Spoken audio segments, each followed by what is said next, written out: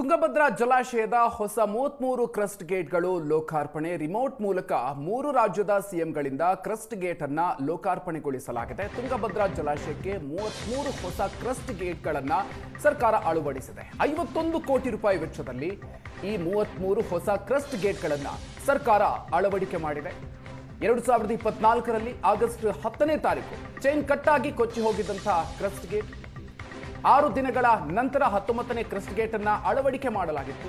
So ಜಲಾಶಯದ ಸುರಕ್ಷತೆಗಾಗಿ ಎಲ್ಲಾ ಕ್ರಸ್ಟ್ ಗೇಟ್ಗಳನ್ನು ಕೂಡ ಸರ್ಕಾರ ಬದಲಾಯಿಸಿದೆ.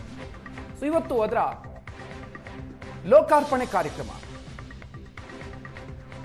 ಕರ್ನಾಟಕ, ಆಂಧ್ರ ಪ್ರದೇಶ ಹಾಗೂ ತೆಲಂಗಾಣ ಈ 3 ರಾಜ್ಯಗಳ ಮುಖ್ಯಮಂತ್ರಿಗಳು ಕೂಡ ಆಗಮಿಸಿದ್ರು.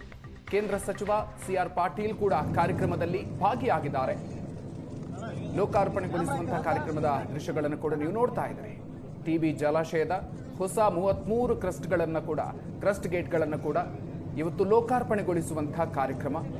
ಈ ಸಂದರ್ಭದಲ್ಲಿ 3 ರಾಜ್ಯದ ಸಿಎಂಗಳು ಕೂಡ, ಕರ್ನಾಟಕ ಸೇರಿದಂತೆ ಆಂಧ್ರ ಪ್ರದೇಶ ಹಾಗೂ ತೆಲಂಗಾಣ 3 ರಾಜ್ಯಗಳ ಮುಖ್ಯಮಂತ್ರಿಗಳು ಜೊತೆಗೆ ಕೇಂದ್ರ ಸಚಿವರು ಕೂಡ ಈ ಕಾರ್ಯಕ್ರಮದಲ್ಲಿ ಭಾಗಿಯಾಗಿದ್ದಾರೆ. 51 ಕೋಟಿ ರೂಪಾಯಿ ವೆಚ್ಚದಲ್ಲಿ ಅಳವಡಿಕೆ ಮಾಡಿರುವಂತಹ 33 ಹೊಸ ಕ್ರಸ್ಟ್ ಗೇಟ್ಗಳು 2024ರ ಆಗಸ್ಟ್ 10ನೇ ತಾರೀಕು ಕ್ರಸ್ಟ್ ಗೇಟ್ ಮುರಿದು ಹೋಗಿತ್ತು. ಅದಾದ ನಂತರ ಎಲ್ಲಾ ಕ್ರಸ್ಟ್ ಗೇಟ್ಗಳನ್ನು ಕೂಡ ಬದಲಾವಣೆ ಮಾಡೋದಕ್ಕೆ ಸರ್ಕಾರ ನಿರ್ಧರಿಸಿತ್ತು. ಹಾಗಾಗಿ 33 ಕ್ರಸ್ಟ್ ಗೇಟ್ಗಳು ಕೂಡ ಈಗ ಹೊಸದಾಗಿ ಮಾಡಲಾಗಿದೆ. ಇವತ್ತು ಅದನ್ನು ಲೋಕಾರ್ಪಣೆಗೊಳಿಸಲಾಗಿದೆ.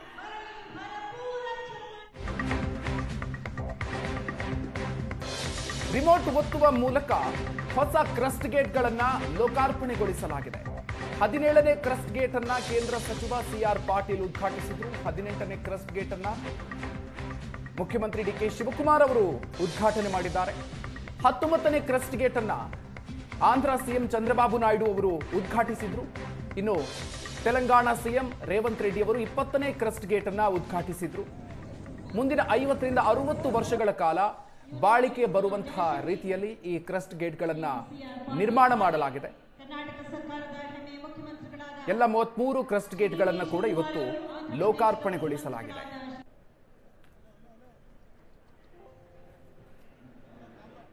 ಇದೊಂದು ಇಡೀ ದೇಶದಲ್ಲಿ, ದಕ್ಷಿಣ ಭಾರತದಲ್ಲಿ ಐತಿಹಾಸಿಕವಾದಂತಹ ಒಂದು ಕಾರ್ಯಕ್ರಮ. ಇವತ್ತು ನಾವು 19ನೇ ಗೇಟ್ ಹೊಡೆದೋದಾಗ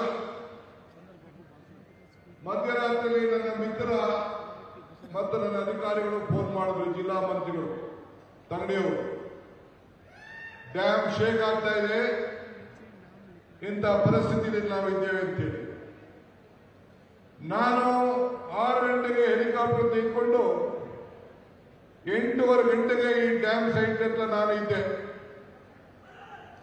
ಬಂದು ನಿಂತು ನೋಡಿ ಏನು ಮಾಡಬೇಕು ಅಂತ ತೀರ್ಮಾನ ಮಾಡಿ, ಒಂದು ವಾರದಲ್ಲಿ ಇದ್ದಂತ ನೀರಿನ ಸಂದರ್ಭವನ್ನೇ ತೀರ್ಮಾನವನ್ನು ಮಾಡಿ, ದಿಟ್ಟ ಪ್ರಯತ್ನವನ್ನು ಮಾಡಿ, ಕೇವಲ 10-15 ದಿನದಲ್ಲಿ 19ನೇ ಗೇಟ್ ಅನ್ನ ಬದಲಾಯಿಸಿ ಈ ಭಾಗದ ರೈತರನ್ನ, ಭತ್ತದ ಕಣಜೆಯನ್ನ ಉಳಿಸುವಂತ ಕೆಲಸವನ್ನು ಮಾಡಿ, ತುಂಗಾ ಪಾನಂ గంగా స్నానం అది ఒక సామెత, చాలా ప్రసిద్ధి.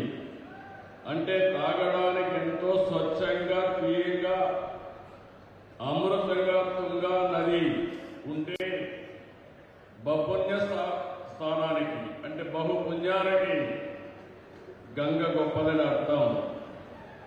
తుంగా, భద్ర విడివిడిగా జన్మించిన 2 నదుల కలయిక తుంగభద్రగా మారి 3 రాష్ట్రాల్లో లక్షల మందికి జీవనోపాధి కల్పిస్తున్నాయంటే ఇది గద్వాల అనంతపురం ప్రాంతంలో ఉన్న ఆర్టీఎస్ లక్షలాది మంది రైతులకు మేలు జరగాలి అని ఈనాటి సమావేశంలో సిఆర్ పార్టీ గారి దృష్టికి, చంద్రబాబు నాయుడు గారి దృష్టికి తీసుకెళ్లడం జరిగింది.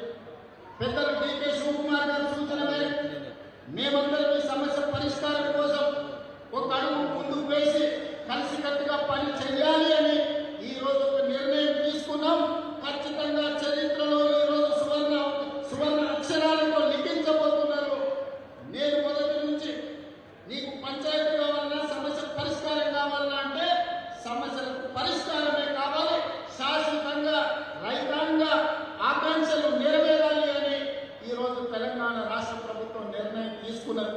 అందుకే ఈనాడు